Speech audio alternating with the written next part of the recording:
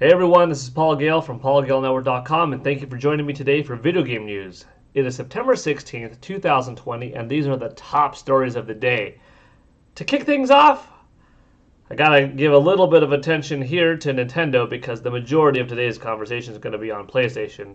But to kick things off, Nintendo announced this morning that we are getting a Nintendo Direct Mini Partner Showcase tomorrow morning. That'll be Thursday, September 17th, 2020 at 7 a.m. Pacific Standard Time.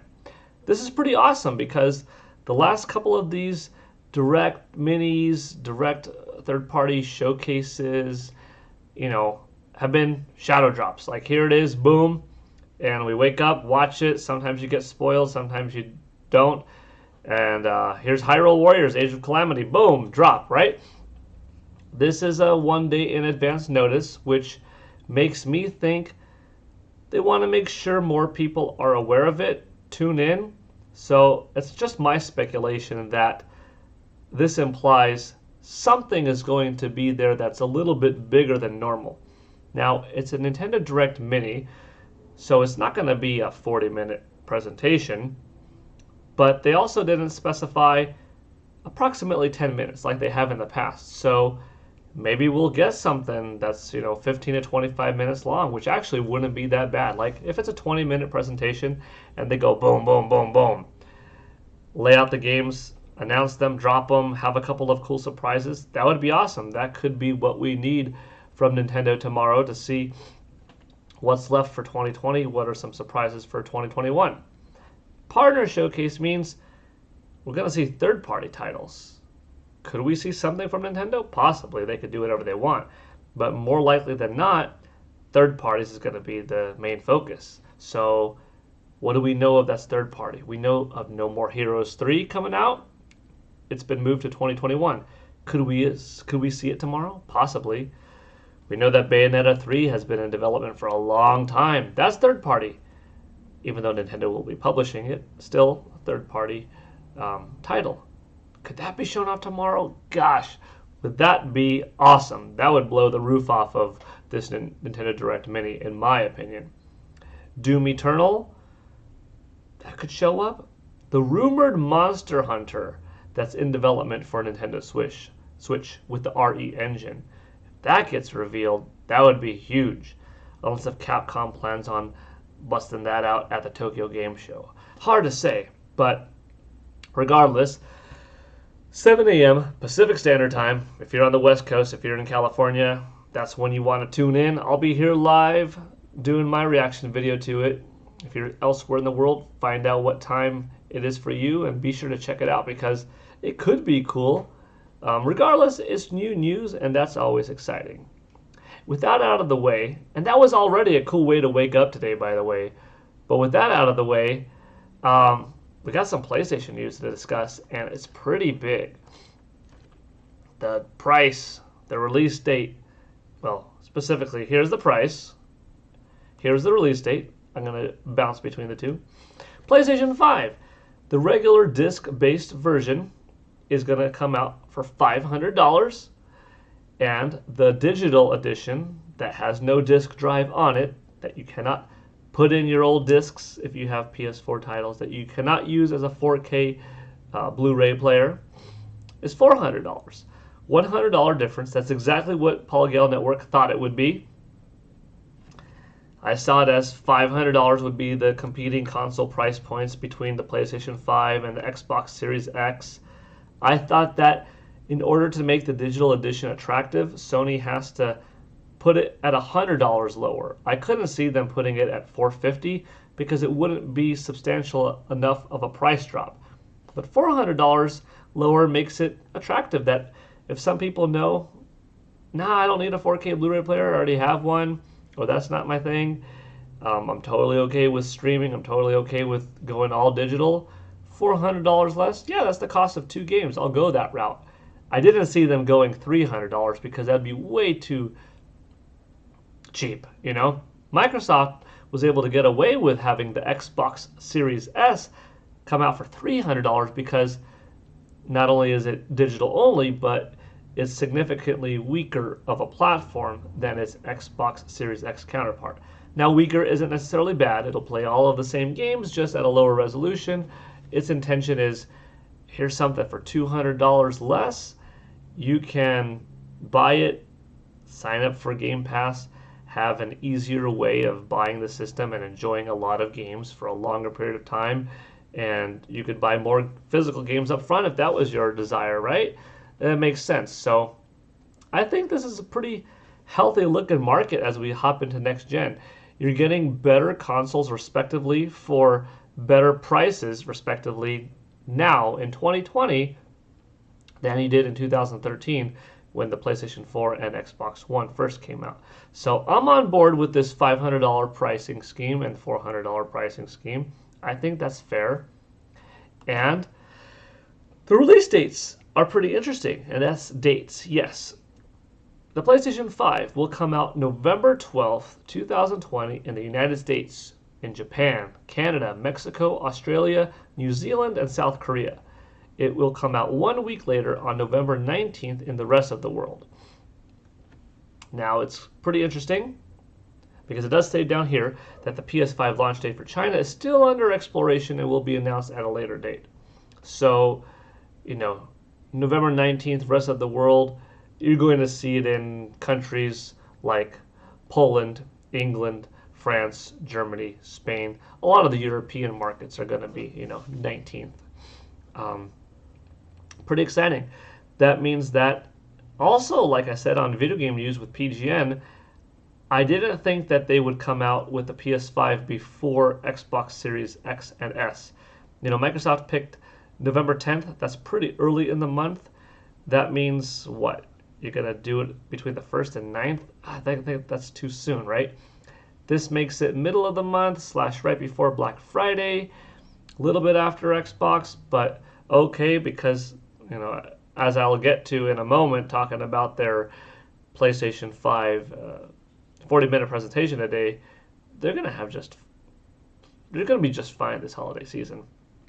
12th and 19th, those are not bad dates for $500 or $400, depending on what version you want to get. Sony picked a pretty good strategy. And then now we got to get into a little bit of the talk on the presentation itself. Now, if you did watch live with me, the event, that's still up on the internet. You could check it out. We streamed. We had a good time talking back and forth. That was a fun conversation today in the comments. And my overall opinion live as each game was dropping. And I will say they did a fantastic job. This was their strongest digital event to date, I think. They did a great quality equivalent Nintendo Direct, I got to give Nintendo credit for, pioneering new things in the industry, as often gets replicated, analog control, rumble technology, touchscreen, and then even how do we reveal presentations via these Nintendo Directs and stuff like that. And you could say Sony and others, copy or get inspired by Nintendo and stuff like that. And that's not to take anything away from Sony now, but you can't help but make the comparison to this being similar to a Nintendo Direct and being a very successful one at that. So you got to give some credit to Nintendo for really paving the way for how video trailers are compiled and how announcements are made. But also props to Sony because they did a really good job. They had game after game after game for 40 minutes. They started off strong, and they just didn't stop. In fact, they started off with this gem, Final Fantasy XVI. The trailer looked beautiful. If you've been tuning into Video Game News with PGN for the last few weeks, you would know that this was the rumored title that I was talking about, that would be shown off in September, that would be shown off at this PlayStation 5 digital event. I was pretty sure of it. I even said that it might be exclusive, but see, the gamer in me was kind of hoping that it wouldn't, because it's a long franchise that's been around since 1987. It's old. It had its roots on Nintendo. It went PlayStation. It went back to being on both and with Xbox and PC and everything. Final Fantasy XVI, it's a powerful move by Square Enix to make it exclusive on PlayStation 5 and on PC. The game looks good. It puts the fantasy back in Final Fantasy. I could see some Game of Thrones inspiration almost in it. It looks big. It looks slick. It was the only game shown, however, that did say running on PC footage that should simulate what it looks like on PS5.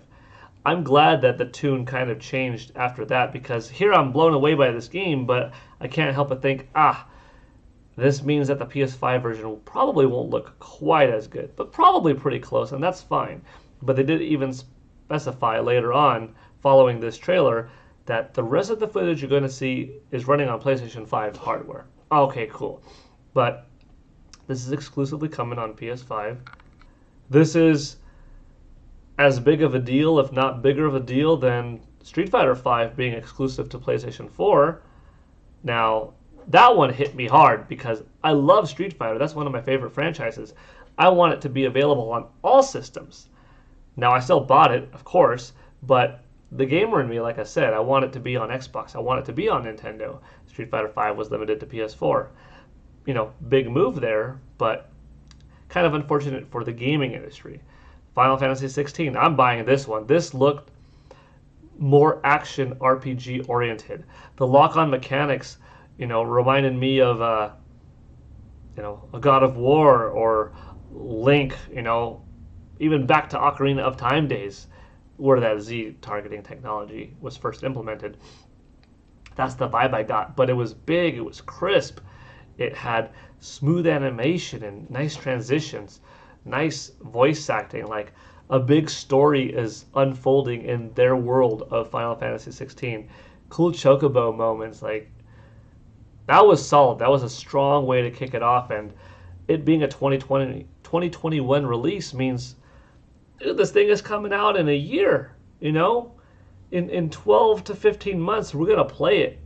And I'm sure it's going to be a really top-notch title. I have high hopes for that. In addition to Final Fantasy XVI, though, we did get to see really good several-minute-long footage shown from SpiderMan Miles Morales. We also found out that this game, in fact, is a cross-gen title. This title, Miles Morales' Spider-Man take, will be available for PlayStation 4 and PlayStation 4 Pro and on PlayStation 5. I'm just scrolling a little bit here because there's some other interesting information that the PlayStation blog delivered, and that's that there will be a special edition. You could buy the regular edition, by the way, for only $50. That's pretty cheap. But there will be a special edition on PlayStation 5. It's called the Ultimate Edition, Marvel Spider-Man Miles Morales. Comes with the game, play it on your PS5, and it includes Spider-Man Remastered. This is the hit Spider-Man game from PlayStation 4, of course, that Insomniac Games delivered a few years ago. That was fantastic. And it's getting a lot of upgrades. More than just a little visual bump in fidelity, more than just a little bit of a resolution increase, but a lot of new textures actually, new and upgraded skin, filters, shadows, RTX ray tracing. We're getting a look at the next gen polygon model of Peter Parker. That's pretty awesome stuff. I like it. I think the price is sweet. All along I thought Spider-Man Miles Morales probably isn't going to be as big of a scope, as long of a title story-wise as the original Spider-Man was. But from the trailer we saw, it's a great looking city, great voice acting, costume design, the transition between cinema scene and Miles walking around with his friend in New York, attacks happening, real-time events, gameplay events, the music pumping as Miles is fighting bad guys. Like, it was all there. It all felt really good. We also find out that what makes it feel like a bigger game is that it's not just, oh, it takes place at the same time as Spider-Man or kind of like right after, and it's a little bit of, that would feel like a side story, you know? This takes place a year later. That means the developer almost has to be motivated to making it of a good enough size, you know what I mean? You could justify it being a smaller game if it only takes place a week at the tail end of, the last Spider-Man game. You could use a lot of old assets and stuff like that, and the game could be a smaller but good experience. By taking place a year later means the world building has to be bigger. You have to create more story. You have to create more characters to interact with, and more time has gone by in their world, so we're going to feel the effects when we're playing as a gamer. So I think Spider-Man's going to be a hit, and that's coming out this year, and that's fantastic. And whether you're going to play this on PS4 or on PS5, I think we're in for another treat, so props to Insomniac Games for delivering. Next up, something small to note, Demon's Souls was shown off. We also found out later on that it's a launch title, so it'll be coming out this November 12th and November 19th, respectively, depending on where you live in the world. So that was another big one. Next up, when they started off with Final Fantasy XVI, I thought, dang, that's big. Can they end with something bigger? And then we got God of War Ragnarok. We heard Kratos' voice. All right, boy. Not quite that, nor is that exactly what he said, but I'm like, oh, dang.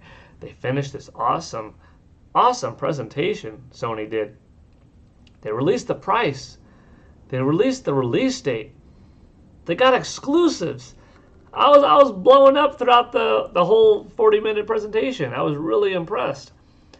Third-party stuff, first-party stuff, and then, not to take away and say, oh, they pulled a Nintendo with the one more thing, but they got the Nintendo Direct awesome quality vibe down of, we got one more thing, by the way. Stay tuned. And then, boom, they showed off God of War Ragnarok, a new title coming, and guess what? 2021. That's pretty crazy. I got to give props to Sony because, and I mentioned this before, when you're market leader, as they were in the PlayStation 4 versus Wii U versus Xbox One era of Gen 8, when you are number one, you could get complacent, you could get cocky, and you could make some mistakes, your arrogance could show, and you could quickly drop to number two. It has happened before in the industry. It has happened before with Sony. They get too big of an ego. They put less quality in. They make some condescending remarks towards their fans, towards their audience. They have too high of a cost. They rely too much on third parties and not their own studios. You see the quality, the relationship between them and their fans start to drop. They still do well. Sony's never had a bad platform. But you definitely see a little bit of too high an ego. Sony tends to start making mistakes. But PlayStation 4, it being so good, they could have easily gone down, like from PS2 to PS3, but they didn't. PS4 ended up being, and it's still continuing to sell, ended up being their second best-selling platform ever. It topped the original PlayStation, it topped PS3, it topped PS Vita, and it topped the PSP. And like I said, even the lowest selling PlayStation system of PS3 still didn't do bad, just not as good as the others. And in terms of Vita, yeah, that was a failure overall, but from the hardware console market, it never had a poor selling system. But that being said, Sony could have come out and said, we're market leader. We could get away with, now that we know that Microsoft is 500, we could do 600. And Sony could. If Sony announced their price was 500 and then Microsoft came in and said Xbox Series X is going to be 600 because it's more powerful, Xbox would lose. Easy to say, because they have to build more faith back from their fan base. They couldn't come out second and say theirs is more expensive. PlayStation could, however, come out second and said they're more expensive, but they didn't. $500. You know, they could have said, we'll make it justified that $450 could be the price of the all digital edition, because that's enough. Instead, no, they're probably taking a decent loss on that, you know, all digital edition being only $400, but that's a statement. You got the $500 model or the $400 model, so either way, pretty attractive way how to get into next gen. And then moves like Spider-Man Miles Morales being affordable, being cross-gen is big because a lot of people, Spider-Man was one of PlayStation 4's best-selling games over the last 7 years, and a lot of people might not be ready yet to go into next gen and buy a new $400, $500 machine. But you're going to have a lot of happy PlayStation 4 owners this holiday season that want to get Miles Morales because the game looks slick. And then you've got the PlayStation Plus collection. 15 plus games available at launch. Sony's semi-answer to Xbox's Game Pass Ultimate, which has become even more attractive now with EA Play. It says here that the PlayStation Plus is an ongoing subscription with a recurring fee. Availability of PS Plus collection titles may vary by country. Not available in China. Okay. It's not as big, it's not as bold, it's not as crazy as Xbox Series X. You know, we saw the games available for this, and we're looking at, okay, Mortal Kombat 10. That's the older Mortal Kombat, not new. Even 11's not like new anymore. God of War, you know, God of War 4. And, okay, another good game, definitely very good, but not exactly new anymore. So we kind of saw that we're getting some hit PS4 games, which is nice. And their download is not a streaming service. You download it, you own it as long as, you know, it's available, it's downloaded onto your hard drive and stuff. So that's cool. Still, you got to give props to Microsoft on leading the way with price and how many games you get, over 100 titles. The fact that it's new titles, and I think first party that comes out, Microsoft, boom, available day one. You can't beat that. And EA Play just further adds to that. But overall, really solid, really impressive PlayStation performance. Yeah. That was an exciting one to watch. Like, I just finished recording that segment live, and I'm already hyped up for this video game news segment of mine today more than I normally am, because I love talking about video games first and foremost. So I try to bring positive energy and keep it real all the time, but it's hard not to be extra pumped up today. And the last bit of video game news is something personal. That's me. Yeah, you might have seen that I'm replastering my pool, and I decided that in spirit of Super Mario Brothers 35th anniversary, I would do a Super Mario and Superstar pool mosaic in the bottom of my pool. I'm going to push play. You can watch the video. I just had the last little bit of it.